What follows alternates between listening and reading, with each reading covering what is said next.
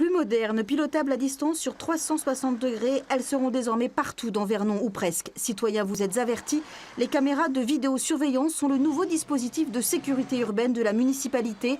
De 7 ce mois-ci, elles passeront à 16 en juin, puis 30 en décembre pour atteindre la cinquantaine en 2017.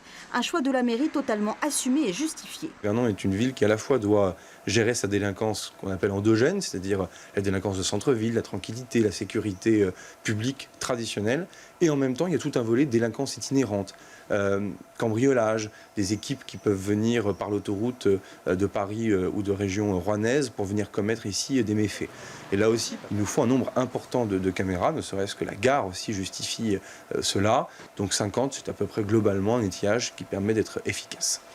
Aux commandes, la police municipale dans son centre de surveillance urbain avec des images conservées 15 jours au maximum mais transmises en temps réel au commissariat de police nationale.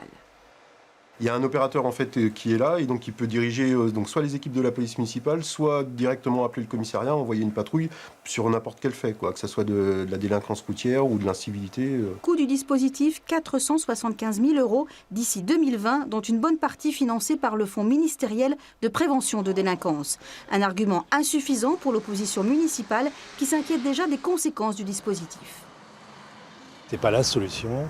Et que la solution, en ce qui concerne à la fois la prévention et le contrôle un peu de la délinquance, elle passe par des mesures qui sont des mesures plus d'accompagnement, des mesures de prévention très précises avec un accompagnement sur les jeunes, un accompagnement sur l'ensemble des choses qui se passent au sein de la ville.